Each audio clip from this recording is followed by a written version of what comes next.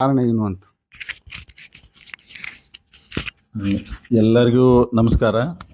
So ಈಗಾಗಲೇ ತಾವು ಹೇಳ್ದಂಗೆ RBI DCC ಬ್ಯಾಂಕಿಗೆ 2 ಲಕ್ಷ ರೂಪಾಯಿ ದಂಡ ಹಾಕಿದೆ. ಅದು ಭಾಳ ಸುದ್ದಿ ಚರ್ಚೆ ದಿನನಿತ್ಯ. ಆದರೆ ಯೂಟ್ಯೂಬರು ಅವರು ಎಲ್ಲರೂ ಏನಾರು ಕಮೆಂಟ್ ಮಾಡೋದು ಬ್ಯಾಂಕಿಗೆ ದಂಡ ಹಾಕಿದೆ.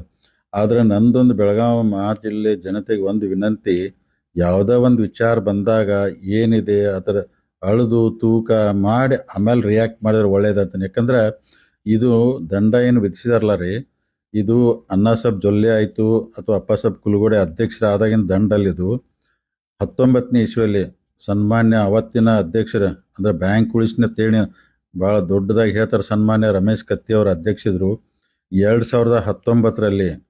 ಅವಾಗ ಅವ್ರ ಅಧ್ಯಕ್ಷರಿದ್ದಾಗ ಪಂಚನಗೌಡ ದ್ಯಾಮನಗೌಡ ಅಂತೇಳಿ ಒಬ್ಬ ಬೋರ್ಡ್ ಡೈರೆಕ್ಟ್ರಿಗೆ ಆಮ್ಯಾಗ 3 ಲಕ್ಷ ರೂಪಾಯಿ ಸಾಲ ಕೊಟ್ಟಿದ್ರು, 3 ಕೋಟಿ ಸಾಲ ಕೊಟ್ಟಿದ್ರು. ಅದಾದ ಕೃಷ್ಣ ಅನುಗೋಳ್ಕರ್ ಅನ್ನೋ ಒಬ್ಬ ಬೋರ್ಡ್ ಡೈರೆಕ್ಟ್ರಿಗೆ 60 ಲಕ್ಷ ರೂಪಾಯಿ ವೆಹಿಕಲ್ ತೊಗೊಳಗೆ ಸಾಲ ಕೊಟ್ಟಿದ್ರು. ಆಮ್ಯಾಗ ಬೋರ್ಡ್ ಆಫ್ ಡೈರೆಕ್ಟ್ರು ಯಾರೂ ಸಾಲ ತೊಗೋಬಾರ್ದಂತೇಳಿ ರೂಲ್ಸ್ ಇದೆ. ಆದರೂ ಹಿಂದಿನ ಅಧ್ಯಕ್ಷ ರಮೇಶ್ ಕತ್ತಿ ಅವರು ಅವರಿಬ್ಬರಿಗೂ ಬೋರ್ಡ್ ಆಫ್ ಡೈರೆಕ್ಟ್ರು ಒಬ್ರಿಗೆ 3 ಕೋಟಿ ಒಬ್ರಿಗೆ 60 ಲಕ್ಷ ಸಾಲ ಕೊಟ್ಟದಕ್ಕೆ ನಮಗೂ ಅಂದ್ರೆ 1 ಲಕ್ಷ ರೂಪಾಯಿ ದಂಡ RBI ಹಾಕಿದೆ. ಅಂದರೆ 2019ರಲ್ಲಿ ರಮೇಶ್ ಕತ್ತಿ ಅವ್ರು ಮಾಡಿದಕ್ಕೂ ಇವತ್ತು ನಮಗೆ ದಂಡ ಬಿತ್ತು. ಇದು ಒಂದು. ಎರಡನೇದು UK ವೆಂಚರ್ ಅಂದರೆ ನಿಖಿಲ್ ಕತ್ತಿ ಅವ್ರು ಏನೋ ಒಂದು ಮಾಲ್ ಕಟ್ಟಾತಾರಲ್ಲ ದೊಡ್ಡದ್ರಿ ಬಾಕ್ಸೈಟ್ ರೋಡಲ್ಲಿ, ಅದಕ್ಕೆ 97 ಕೋಟಿ ಸಾಲ ಆವಾಗ ರಮೇಶ್ ಕತ್ತಿ ಅವರು ಅಂದ್ರೆ ಮೋಸ್ಟ್ಲಿ 22ನೇ ಇಸ್ವಿಯಲ್ಲಿ ಅವ್ರ ಅಧ್ಯಕ್ಷ ಇದ್ದಾಗ 97 ಕೋಟಿ ಸಾಲ ಕೊಟ್ಟರು ಅವರು. ಅವಾಗ ಸಾಲ ಕೊಟ್ಟಾಗ ಅವ್ರು ಹೇಳ್ತಾರೆ, ಯಾಕಂದ್ರೆ ಕಮರ್ಷಿಯಲ್ಲು ಇಷ್ಟು ಇರಬೇಕು, ರೆಸಿಡೆನ್ಷಿಯಲ್ ಇಷ್ಟು ಇರಬೇಕಂತ ರೂಲ್ಸ್ ಇದೆ. ಆ ರೂಲ್ಸನ್ನು ವೈಲೇಟ್ ಮಾಡಿಕೊಟ್ರೆ ಅಲ್ಲಿ ಅಂದರೆ ಕಮರ್ಷಿಯಲ್ ಜಾಸ್ತಿ ಮಾಡ್ಕೊಂಡ್ರಿ ಅವರು, ರೆಸಿಡೆನ್ಷಿಯಲ್ ಜಾಸ್ತಿ ಮಾಡಬೇಕಾಯ್ತು, ನೀವು ಕಮರ್ಷಿಯಲ್ ಜಾಸ್ತಿ ಮಾಡ್ಕೊಂಡ್ರಿದ್ರೆ ಅದಕ್ಕೆ 50,000 ರೂಪಾಯಿ RBI ದಂಡ ಹಾಕಿತು. ಇನ್ನು ಮೂರನೇ ವಿಷಯ, ಗೋಲ್ಡ್ ಲೋನ್ಗೆ ಇವರೆಲ್ಲ ಗೋಲ್ಡ್ ಲೋನ್ ಕೊಡ್ತಿದ್ರು. ಗೋಲ್ಡ್ ಲೋನ್ ಕೊಟ್ಟಾಗ ಒಂದು ಸಲ ಗೋಲ್ಡ್ ಲೋನ್ 2 ಲಕ್ಷ ರೂಪಾಯಿ ಕೊಟ್ಟಿದ್ರೆ ಅದನ್ನು ಹಂತ ಹಂತವಾಗಿ ನೀವು ಕಂತು ವೈಸ್ ವಸೂಲಿ ಮಾಡ್ಬೇಕಾದ್ರೆ ರೂಲ್ಸ್ ಇದೆ. ಇವರು ಈ ವರ್ಷ ಕೊಡ್ತಿದ್ರು, ಮುಂದಿನ ವರ್ಷ ಡೈರೆಕ್ಟ್ 2 ಲಕ್ಷ ವಸೂಲಿ ಮಾಡ್ತೀವಿ. ವಸೂಲಿ ಆಗಿದೆ ಇಲ್ಲಂತಲ್ಲ, ವಸೂಲಿ ಹಂಗೆ ಮಾಡಿಬಿಟ್ಟು ತೊಗೊಂಡಕ್ಕೆ ಅವಾಗ ನೀವು ಹಂತ ಹಂತವಾಗಿ ಅಂದ್ರೆ ಕಂತನ್ನು ನೀವು ತುಂಬ್ಕೋಬೇಕಾಯ್ತು. ಡೈರೆಕ್ಟ್ 1 ವರ್ಷಕ್ಕೆ ತುಂಬ್ಕೋ ಅದಕ್ಕೆ 50,000 ರೂಪಾಯಿ ದಂಡ ಆಯಿತು. ಅಂದರೆ ಇದನ್ನು ಸನ್ಮಾನ್ಯ ರಮೇಶ್ ಕತ್ತಿ ಅವರು ಅವಾಗ ಕೊಟ್ಟದಂಥ ಸಾಲ ರೂಲ್ಸ್ ವೈಲೇಟ್ ಆಗೈತೆ ಅಂತೇಳಿ ರಮೇಶ್ ಕತ್ತಿ ಅವರಿಂದ ಕೊಟ್ಟ ಲೋನ್ಗೆ ಇವತ್ತು ನಮಗೆ ದಂಡ ಆಗಿದೆ. ಆಡಿಟ್ ಆಗ್ತೈತಿ, 24ರಲ್ಲಿ ಆಗೈತಿ ಅದು ಆಡಿಟ್, RBI ಆಡಿಟ್ ಆಗಿ ನೀವು ಕೊಟ್ಟದ್ದು ತಪ್ಪು ಅಂತೇಳಿ ದಂಡ ನಮಗೆ ಬಿದ್ದೈತೆ. ಅದಕ್ಕೆ ದಯಮಾಡಿ ಈ ಜನತೆಗೆ ನಾನು ವಿನಂತಿ ಮಾಡ್ಕೋತೀನಿ, ಯಾವುದೇ ವಿಷಯ ಬಂದ್ರೆ ಏನು ಅಣ್ಣಾಸಾಬ್ ಜೊಲ್ಲೆ ಅವರು ಅಪ್ಪಾಸಾಬ್ ಕುಲಗೋಡೆ ಬ್ಯಾಂಕ್ ಅಧ್ಯಕ್ಷರಾಗಿ ದಂಡ ಬಿತ್ತತ್ತಲ್ಲ, ನಾವು ಇವ್ರು ಯಾರೂ ತಪ್ಪು ಮಾಡಿಲ್ಲ, ಭಾಳ ಕ್ಲೀನಾಗಿ ಬ್ಯಾಂಕ್ ನಡೆಸತ್ತಾರು. ಹಿಂದವರ 3 ವಿಷಯದಾಗ ರಮೇಶ್ ಕತ್ತಿ ಅವ್ರು ತಪ್ಪು ಮಾಡಿದಕ್ಕೆ RBI ದಂಡ ಬಿದ್ದಿದೆ. ಇವತ್ತು ನಾವು ಅಣ್ಣಾಸಾಬ್ ಜೊಲ್ಲೆ ಅವ್ರೇನು ಬ್ಯಾಂಕ್ ನಡೆಸತ್ತು, ಈಗ ಯಾವ ದಂಡ ಬಿದ್ದಿಲ್ಲ. ಅದಕ್ಕೆ ದಯಮಾಡಿ ಇದನ್ನು ಜನತೆ ಅರ್ಥ ಮಾಡ್ಕೋಬೇಕಂತೇಳಿ ತಮ್ಮ ಮುಖಾಂತರ ವಿನಂತಿ ಮಾಡ್ಕೋತೀನಿ. ಸರಿ, ಒಂದು ಬ್ಯಾಂಕನ್ನು ಒಂದು ಸಂಸ್ಥೆಯನ್ನು ಕಟ್ಟಬೇಕಾದ್ರೆ ಸುದೀರ್ಘ ಅವಧಿ ಬೇಕಾಗುತ್ತೆ. ಅವ ಅಪಪ್ರಚಾರ ಮಾಡಿ ಹೆಸರು ಕೆಡಿಸಬೇಕಾದ್ರೆ ಒಂದು ಕ್ಷಣನೂ ಕೂಡ ಹತ್ತೋದಿಲ್ಲ. ಈಗ ನಿರಂತರವಾಗಿ ಬ್ಯಾಂಕಿನ ಮೇಲೆ ಆರೋಪಗಳು ಬರ್ತಾನೆ ಇದ್ದಾವೆ. ಇನ್ನೊಂದು ಏನಂತಂದರೆ, ಈಗ ಸೋಷಿಯಲ್ ಮೀಡಿಯಾಗಳಲ್ಲಿ ಬೇರೆ ಬೇರೆ ಸುದ್ದಿ ಮಾಧ್ಯಮಗಳಲ್ಲಿ ಈ ಜೈಶೀಲ್ ಶೆಟ್ಟಿ ಅವರಿಗೇನು ದಾಖಲೆಗಳನ್ನು ತೊಗೊಂಡಿದ್ರಿ, ಅದು ಜೈಶೀಲ್ ಶೆಟ್ಟಿ ಅವರಿಗೆ ಸೇರಿದ ಜಾಗನೇ ಅಲ್ಲ, ಅದು ಪೊಲೀಸರ ಫೈರಿಂಗ್ ರೇಂಜ್ ಅನ್ನುವಂಥ ಆರೋಪಗಳು ಕೂಡ ಕೇಳಿ ಬರ್ತಾವೆ. ಅದ್ರ ಬಗ್ಗೆ ಏನು ಮಾಹಿತಿ ಹೇಳ್ತಾರೆ? ಇಲ್ಲ, ಈಗಾಗಲೇ ಈ ವಿಚಾರ ಭಾಳ ಸೋಷಿಯಲ್ ಮೀಡಿಯಾ ಎಲ್ಲದರಲ್ಲಿ ಚರ್ಚೆ ಆಗ್ತಾ ಇದೆ ರೀ.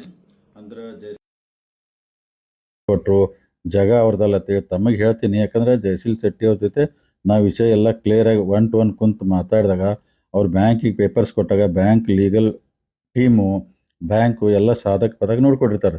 ಇವರು ಅವ್ರ ಜಾಗ ಅಲ್ಲ, ಬೋಗಸ್ ಜಾಗ, ಯಾವುದೋ ಗೋಳಿಬಾರು ಅಗ್ರಿಕಲ್ಚರ್ ಲ್ಯಾಂಡ್ ಅಂತಾರೆ. ಇಲ್ಲೇ ಬೆಳಗಾವಿ ನ್ಯಾಷನಲ್ ಹೈವೇ ಬಾಜುಗೆ ಜಾಗ, 4 ಎಕರೆ ಜಾಗ. ಅದು ಇವತ್ತು ಅದು 100 ಕೋಟಿ ವ್ಯಾಲ್ಯೂ ಆಗಂಥ ಕಿಮ್ಮತ್ತು. ನಾನು ಎರಡೇ ಪ್ರಶ್ನೆ ಯಾರು ಇದನ್ನು ಹೇಳ್ತಾರೆ ಅವ್ರು ಕೇಳ್ತೀನಿ. ಆ ಲ್ಯಾಂಡ್ ಅವರು 37 ಜನ ಓನರ್ ಎಲ್ಲರನ್ನೂ ಕರೆಸಿ ಅವ್ರಿಗೆಲ್ಲ ದುಡ್ಡು ಕೊಟ್ಟು ಲ್ಯಾಂಡ್ ಖರೀದಿ ಮಾಡಿ 37 ಜನ ಓನರ್ ಇದ್ದಾರೆ. ಅದಾದ ನಂತರ ಕರ್ನಾಟಕ ಸರ್ಕಾರ ಇದನ್ನು ಅಂದ್ರೆ ರೆಸಿಡೆನ್ಷಿಯಲ್ ಇದ್ದದನ್ನು ಕಮರ್ಷಿಯಲ್ ಕನ್ವರ್ಟ್ ಮಾಡಿಕೊಟ್ರೆ, ಗೌರ್ಮೆಂಟ್ ಆಫ್ ಕರ್ನಾಟಕ ಕನ್ವರ್ಟ್ ಮಾಡಿಕೊಟ್ರೆ, DC ಅವರು NA ಮಾಡ್ರೆ. ಅಂದ್ರೆ ಸರ್ಕಾರ DC ಅವರು ಕಣ್ಣು ಮುಚ್ಚೆ ಮಾಡಿಕೊಡ್ತಾರೆ ರೀ. ಅಂದರೆ ಜಯಶೀಲ್ ಶೆಟ್ಟಿ ಅವರು ಇಲ್ಲ ಬೋಗಸು ಗೋಳಿಬಾರ, ಯಾವ ಗೋಳಿಬಾರ ಇಲ್ಲ, ಯಾವುದೂ ಇಲ್ಲ, ಸುಮ್ಮನೆ ಹೇಳ್ಕೊತ ಹೋಗ್ತಾರೆ. ಅದಕ್ಕೆ ಅದನ್ನು ಅಂದ್ರೆ ಗೌರ್ಮೆಂಟು DC ತಪ್ಪು ಅಂದಂಗೆ ಆಯ್ತಲ್ಲ ಇವ್ರ ಪ್ರಕಾರ. ಹಂಗೆ ಇದ್ರೆ ಅದಕ್ಕೆ ಯಾರು ಲೋಕಾಯುಕ್ತ ಹಾಕ್ತಾರೆ ಹಾಕಲಿ, ಯಾರು CBIಗೆ ಹೋಗ್ತಾರೆ ಹೋಗಲಿ, ಎನ್ಕ್ವೈರಿ ಫೇಸ್ ಮಾಡೋಕೆ ಅವ್ರು ರೆಡಿ ಅದಾರ ರೀ. ಅದಕ್ಕೆ ಭಾಳ ಕ್ಲೀನಾಗಿ ಕರೆಕ್ಟಾಗಿ ಜಾಗ ಇದೆ. ಸೊ ಅಗದಿ ಕನ್ವರ್ಷನ್ ಆಗಿದೆ, ಭಾಳ ವ್ಯಾಲ್ಯೂ ಇದೆ. ಜಯಶೀಲ್ ಶೆಟ್ಟಿ ಇವತ್ತು 500 ಕೋಟಿ ಕೆಲಸ ಮಾಡೋಂಥ ದೊಡ್ಡ ಕಾಂಟ್ರಾಕ್ಟ್ ಅದಾರ ಅವರು. 700 ಕೋಟಿ ಬಿಲ್ ಪೆಂಡಿಂಗ್ ಇದೆ ಗೌರ್ಮೆಂಟ್. ಅವ್ರು ಹೇಳಿದಾರೆ ಅವ್ರದ್ದು ಮಾರ್ಚ್ ಎಂಡಿಗೆ ಬಿಲ್ ಬಂದರೆ ₹1 ದುಡ್ಡು ಇಲ್ಲ. DCS ಬ್ಯಾಂಕ್ ಮೊದಲು ನಾ ದುಡ್ಡು ಕಟ್ಟಿಬಿಡ್ತಾನೆ. ಯಾಕಂದ್ರೆ ನಾನು ಯಾಕೆ ಹೆಸರು ಕೆಡಿಸ್ಕೋಬೇಕತ್ತಾರ ಅವ್ರು ಲೋನ್ ತೊಗೊಂಡು. ಇವತ್ತಿಗೆ ಜಯಶೀಲ್ ಶೆಟ್ಟಿ ಅವ್ರು ಲೋನ್ ತೊಗೊಂಡದು ಸುಮಾರು 11 ಕೋಟಿ ಬಡ್ಡಿ ಕಟ್ಟಿದ್ದಾರೆ ಬ್ಯಾಂಕಿಗೆ. ಅಂದ್ರೆ ಬ್ಯಾಂಕಿಗೆ ಲಾಭ ಆಗೈತಿಲ್ರಿ, 11 ಕೋಟಿ ಬಡ್ಡಿ ಬಂತಿಲ್ರಿ. ಅಂದ್ರೆ ಇವರೆಲ್ಲರೂ ಈ ಥರ ಹೆದರಿಸ್ಬಿಟ್ಟಂದ್ರೆ ಸಾಲ ತೊಗೊಳೋರು ಓಡಿಸ್ಬಿಟ್ರೆ ಅಂದ್ರೆ ಬ್ಯಾಂಕ್ ಏನು ಲಾಕ್ ಮಾಡ್ಬೇಕೇನ್ರಿ? ಅದು ಅಗದಿ ಕ್ಲೀನ್ ಇದೆ. ಅವರು ಬಂದ ತಕ್ಷಣ ದುಡ್ಡು ಕಟ್ಟಿಬಿಡ್ತು ಅಂತಾರೆ ಅವರು. ಜಾಗ ಲ್ಯಾಂಡ್ ಅಗದಿ ಕ್ಲಿಯರ್ ಇದೆ. ಯಾರು ಲೋಕಾಯುಕ್ತ ಹೋಗಲಿ, ಯಾರು CBI ಹೋಗಲಿ, ಬೇಕಾಗಲಿ ಸುಳ್ಳಿದೆ ಹಂಗೆ ಅಪಪ್ರಚಾರ ಮಾಡಬಾರ್ದು ಅಂತ ನನ್ನ ವಿನಂತಿ ರೀ. ಮತ್ತು ಇನ್ನೊಂದು ಸೌಭಾಗ್ಯಲಕ್ಷ್ಮಿ ಸಹಕಾರಿ ಕಾರ್ಖಾನೆ ಏನಿದೆ ಅದು ಕಂಪ್ನಿನೇ ಫೇಕ್ ಇದೆ. ಅಲ್ಲಿಯೂ ಕೂಡ ನಿಯಮಾವಳಿಗಳನ್ನು ಉಲ್ಲಂಘನೆ ಮಾಡಿದ್ದೀರಾ, ಲೀಗಲ್ ಆಗಿ ಅದು ಎವಿಡೆನ್ಸ್ಗಳು ಸರಿ ಇಲ್ಲ, ದಾಖಲಾತಿಗಳು ಸರಿ ಇಲ್ಲ ಅನ್ನುವಂಥದ್ರ ಬಗ್ಗೆನೂ ಆರೋಪ ಇದೆ ಸರ್. ಅದ್ರ ಬಗ್ಗೆ ಏನು ಹೇಳ್ತೀರಿ? ಇಲ್ಲ, ಅದು ಡೇ ಒಂದಿಂದ ರೀ, ಯಾವಾಗ ಲೋನ್ ಅಪ್ಲಿಕೇಶನ್ ಬಂತಲ್ಲ ರೀ, ಈಗ ನೋಡಿ ಅದನ್ನು ಸೌಭಾಗ್ಯಲಕ್ಷ್ಮಿ ಇದ್ದದ್ದು NCD ಕಂಪ್ನಿ ಟ್ರಾನ್ಸ್ಫರ್ ಆಗಿ ಬೇರೆದವ್ರು ತೊಗೊಂಡು ಮಾಡ್ರಿ. ಅವತ್ತು ನಾವು ಲೋನ್ ಕೊಟ್ಟವ್ರಿ. ಎಷ್ಟು ರೀ? ಬೆಳಗಾವಿ DCS ಬ್ಯಾಂಕ್ 80 ಕೋಟಿ ಕೊಟ್ಟು, ಕೊಲ್ಲಾಪುರ DCS ಬ್ಯಾಂಕ್ 80 ಕೋಟಿ, 160 ಕೋಟಿ ಲೋನ್ ಕೊಟ್ರೆ. ಕೊಟ್ಟ ನಂತರ ಅದನ್ನು ಹೇರು ಪೇಪರ್ ಸರಿ ಇಲ್ಲ, ಹಂಗಿಲ್ಲ ಹಿಂಗಿಲ್ಲ ಅಲ್ರಿ. ಸುಮಾರು 350 ಕೋಟಿ ಪ್ರಾಪರ್ಟಿ ಅದೈತೆ. ನಮಗೆ ವ್ಯಾಲ್ಯೂಯೇಷನ್ ಮಾಡಿದ್ದು DCS ಬ್ಯಾಂಕ್ ನಾವು ಪ್ಲೇಜ್ ಮಾಡ್ಕೊಂಡೀವಿ. ನಮ್ದು ಉತ್ತಾರ ಮ್ಯಾಗ ನಮ್ಮ ಹೆಸರು ಏರೈತೆ. 350 ಕೋಟಿ ಸೆಕ್ಯೂರಿಟಿ ಇಟ್ಕೊಂಡು ನಾವು ಕೊಲ್ಲಾಪುರ DCS ಬ್ಯಾಂಕ್ 160 ಕೋಟಿ ಲೋನ್ ಕೊಟ್ಟಿದ್ದೆವು. ಮಾರ್ಚ್ ಎಂಡಿಗೆ ಅವ್ರು 22 ಕೋಟಿ ನಮಗೆ ಬಡ್ಡಿ ಕಟ್ಟಬೇಕು. ನಮಗೆ ಅವರು ಇವತ್ತಿಗೆ ಅವ್ರು 14 ಕೋಟಿ ಬಡ್ಡಿ ಕಟ್ಟಿದ್ದಾರೆ. ಇನ್ನು 8 ಕೋಟಿ ಕೊಟ್ಟರೆ ಮುಗೀತು. ಅಂದ್ರೆ ಇವ್ರು ಎಲ್ಲದಕ್ಕೂ ಅಂದರೆ ಬಿಸ್ನೆಸ್ ಮಾಡೋರಿಗೆ ಮಾಡಬಾರ್ದು ಏನು ಅಂತ. ಈಗ ಏನಾರು ಆಯ್ತಪ್ಪ ಅವ್ರು ದುಡ್ಡು ಕಟ್ಟದಿಲ್ಲ ಮಾಡೋದಿಲ್ಲ ಅಂದ್ರೆ ನಾವು ಕೇಳೋಣ ಅದನ್ರಿ.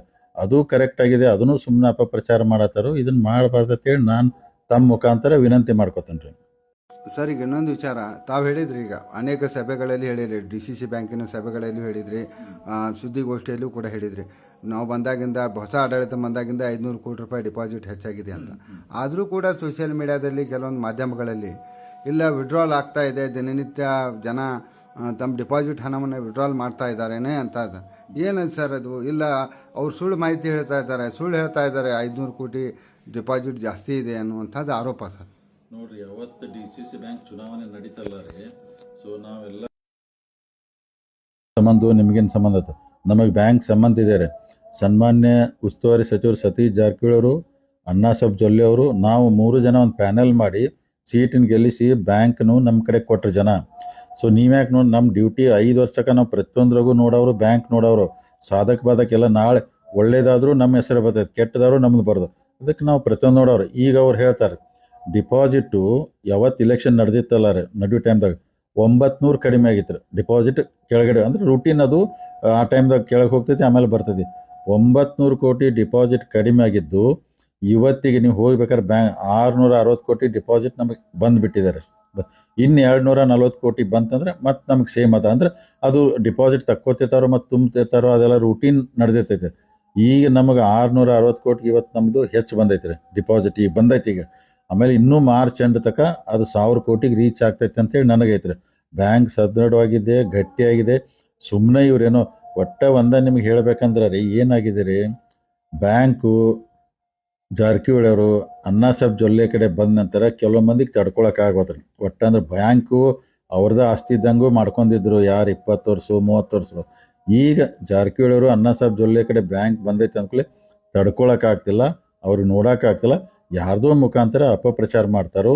ನಾನು ತಮ್ಮ ಮುಖಾಂತರ ರೈತರಿಗೆ, ಗ್ರಾಹಕರಿಗೆ, ನೌಕರರಿಗೆ ಒಂದು ವಿನಂತಿ ಮಾಡ್ಕೊತಾನೆ, ಬ್ಯಾಂಕ್ ಭಾಳ ಗಟ್ಟಿಯಾಗಿದೆ, ಏನೂ ಆಗೋದಿಲ್ಲ, ಇನ್ನೂ ಎತ್ತರ ಮಟ್ಟಕ್ಕೆ ಬೆಳಿತೈತಿ. ಮುರುಗೋಡು ಮಾಂತ ಜನ ಆಶೀರ್ವಾದ ಐತಿ, ಯಾವ ನಿಂತು ಒದರೂ ಏನಾಗೋದಿಲ್ಲ. ಒಳ್ಳೆತನ ನಮ್ಮ ಮ್ಯಾಗ ವಿಶ್ವಾಸ ಇಟ್ರಿ. ಈ ಅಪಪ್ರಚಾರಕ್ಕೆ ನೀವು ಕಿವಿ ಕೊಡಬೇಡ್ರಿ. ಮತ್ತು ಏನೇ ಇದ್ರೆ ಅದನ್ನೆಲ್ಲ ನೀವು ಚೆಕ್ ಮಾಡಿ ಆಮ್ಯಾಗ ರಿಯಾಕ್ಟ್ ಮಾಡ್ರಿ ನಂದು ವಿನಂತಿ ರೀ. ಸರ್, ಈಗ ಇನ್ನೊಂದು ತಾವು ಇಲೆಕ್ಷನ್ದಾಗ ಹೇಳಿದ್ರಿ, ಇಲ್ಲ ನಾವು ಲಿಂಗಾಯತರನ್ನೇ ಅಧ್ಯಕ್ಷರನ್ನಾಗಿ ಮಾಡ್ತೀವಿ, ಅಧ್ಯಕ್ಷರನ್ನು ಲಿಂಗಾಯತರನ್ನೇ ಮಾಡಿದ್ರಿ, ಉಪಾಧ್ಯಕ್ಷರನ್ನು ಲಿಂಗಾಯತರನ್ನೇ ಮಾಡಿದ್ರಿ, ಅಣ್ಣಾ ಸಾಹೇಬ್ ಜೊಲ್ಲೆ ಓಕೆ, ಲಿಂಗಾಯತರು ಓಕೆ, ಮಧ್ಯದಲ್ಲಿ ಬಾಲಚಂದ್ರ ಜಾರಕಿಹೊಳಿ ಯಾಕೆ ಅನ್ನೋದು ನಿಮ್ಮ ರಾಜಕೀಯ ವಿರೋಧಿಗಳದ್ದು ಪ್ರಶ್ನೆ ಸರ್. ಇದು ಅಲ್ಲ, ಖಂಡಿತ ನಾ ಹೇಳ ಇದೇಗ್ರಿ. ಈಗ ನಾವೊಂದು ಗುಂಪು ಮಾಡಿ ಬ್ಯಾಂಕ್ನು ಗೆಲ್ಲಿಸಿ ಎಲ್ಲ ಆಡಳಿತ ಮಾಡಿ ನಡ್ಸಾಕೋದ್ರಿ. ಈಗ ಅದ್ರ ಜವಾಬ್ದಾರಿ ನಮ್ಮ ಮ್ಯಾಗೂ ಇರ್ತೈತಿ, ಅಣ್ಣಾಸಾಹೇಬ್ ಜೊಲ್ಲೆ ಅವ್ರ ಮ್ಯಾಗ ಇರ್ತೈತೆ, ಸತೀಶ್ ಅವ್ರ ಮ್ಯಾಗ ಇರ್ತೈತೆ. ನಾನು ಮೊನ್ನೆ ಹೇಳಿದೆ, ಪ್ರತಿಯೊಂದು ವಿಷಯದಾಗ ನಾವು ಇನ್ವಾಲ್ವ್ ಆಗವ್ರನ್ನ ಬ್ಯಾಂಕ್ದ ವಿಚಾರ ಮತ್ತೊಂದು ಸಭೆ ಸಮಾರಂಭ ಅಥವಾ ಮೀಟಿಂಗ್ ನಡೀತಂದ್ರೆ ಅಂದ್ರೆ ನಾವು ಬೋರ್ಡ್ ಡೈರೆಕ್ಟ್ ಆಗಿ ಕೊಂಡುದಿಲ್ಲ, ಹೊರಗಡೆ ಮೀಟಿಂಗ್ ನಡೆದಾಗ ನಾವು D C C bank direct ಇವತ್ತು ನಾವೆಲ್ಲ ಶುಗರ್ ಫ್ಯಾಕ್ಟ್ರಿ ಒಂದು ಇವತ್ತು ಮೀಟಿಂಗ್ ಕರೆದಿದ್ದು ರೀ. ಎಲ್ಲರೂ ಡೈರೆಕ್ಟ್ ಇದ್ದೀವಿ, ಅಧ್ಯಕ್ಷರಿದ್ರು, ನಾವು ಎಲ್ಲ ಮಾರ್ಚ್ ಎಂಡಿಗೆ ಎಷ್ಟು ದುಡ್ಡು ಬರ್ಬೇಕು, ಅಸಲು ಎಷ್ಟು ಬಡ್ಡಿ ಬರ್ಬೇಕಾಯ್ತು ಮೀಟಿಂಗ್ ಆಯ್ತು ಪ್ರತಿಯೊಂದು. ಮತ್ತೀಗ ನಮ್ಮ ರಾಜಕೀಯ ವಿರೋಧಿಗಳು ರೀ ಮತ್ತು ಅವ್ರ ಅಪಪ್ರಚಾರ ಮಾಡವ್ರ ಅವ್ರು ಇನ್ನೂ 1000 ಸಲ ಹೇರು ನಾ ಬ್ಯಾಂಕ್ನಾಗ ದಿನನಿತ್ಯ ಕೆಲಸ ಮಾಡವ ಸಾಧಕ ಬಾಧಕ ನೋಡವ ಅದ್ರ ಬಗ್ಗೆ ತಲೆ ಕೆಡ್ಸ್ಕೊಲ್ಲ. ಬ್ಯಾಂಕ್ ಗಟ್ಟಿಯಾಗಿದೆ, ಇನ್ನೂ 5 ವರ್ಷ ಭಾಳ ಎತ್ತರ ಮಟ್ಟಕ್ಕೆ ಬೆಳಿತೈತಿ. ಅದಕ್ಕೆ ನಾ ಹೇಳ್ತೇನಲ್ಲ ರೀ, ಯಾವುದೇ ಒಂದು ಸುದ್ದಿ ಬಂತಂದ್ರೆ ದಯಮಾಡಿ ಅದನ್ನು ನಂಬಬೇಡ್ರಿ, ಅದ್ರ ಬಗ್ಗೆ ಯೋಚನೆ ಮಾಡಿ ಆಮ್ಯಾಗ ರಿಯಾಕ್ಟ್ ಮಾಡ್ರೆ ಒಳ್ಳೆಯದು. ಈಗ ನೋಡ್ರಿ, ಯಾಕಂದ್ರೆ ದಂಡ ರಮೇಶ್ ಕತ್ತಿ ಮಾಡಿದ ತಪ್ಪಿಗೆ ದಂಡ ಬಿದ್ದಿದೆ. ಈಗ ನಮ್ಮ ಅಂದ್ರೆ ಅಣ್ಣಾ ಸಾಹೇಬ್ ಜೊಲ್ಲೆ ಅವರು ನಮ್ಮ ಮೇಲೆ ಹೇಳಿದರೆ ಏನಾಗುತ್ತೆ, ಅದಕ್ಕೆ ಈ ಅಪಪ್ರಚಾರಗಳು ನಿಲ್ಲಿಸಬೇಕು. ಬ್ಯಾಂಕ್ ಸದೃಢವಾಗಿದೆ, ಭಾಳ ಇನ್ನೂ ಉನ್ನತ ಮಟ್ಟಕ್ಕೆ ನಡೀತಿದೆ, ಭಾಳ ಗಟ್ಟಿಯಾಗಿ ನಡೆಸ್ತು ನಾವು ರೀ. ಸರ್, ಇಷ್ಟೆಲ್ಲ ಮಾಹಿತಿಗಳನ್ನು ನಮ್ಮ ಜೊತೆ ಮಾತಾಡಿದ್ದಕ್ಕೆ, ಯಾಕಂತಂದರೆ ಬೆಳಗಾವಿ ಜಿಲ್ಲೆಯ ಬ್ಯಾಂಕು ಪ್ರತಿಷ್ಠಿತ ಬ್ಯಾಂಕು, ರೈತರ bank, D C C bank ಉಳಿಬೇಕು, ಇನ್ನೂ ಎತ್ತರಕ್ಕೆ ಬೆಳಿಬೇಕು ಅನ್ನುವಂಥದ್ದು ನಮ್ಮದು ಕೂಡ ಆಸೆ. ಏನು ಅಪಪ್ರಚಾರ ಆಗ್ತಾಯಿದೆ ಅದು ಸಾರ್ವಜನಿಕರಿಗೆ ನಿಖರವಾಗಿ ಗೊತ್ತಾಗಬೇಕು ಅನ್ನುವಂಥ ದೃಷ್ಟಿಯಿಂದ ನಿಮ್ಮ ಜೊತೆ ಈ ವಿಶೇಷ ಸಂದರ್ಶನವನ್ನು ಮಾಡಿದ್ದೇನೆ. ನಮ್ಮ ಜೊತೆ ಸಹಕಾರ ಕೊಟ್ಟಿದ್ದಕ್ಕೆ, ಮಾತಾಡಿದ್ದಕ್ಕೆ ಬೆಳಗಾವಿ ಸುದ್ದಿ ಪರವಾಗಿ ತಮಗೆ ಧನ್ಯವಾದಗಳು ಸರ್. ನಮಗೂ ಜಿಲ್ಲೆ ಜನತೆಗೆ ಎಲ್ಲರಿಗೂ ಧನ್ಯವಾದ, ನಮಸ್ಕಾರ.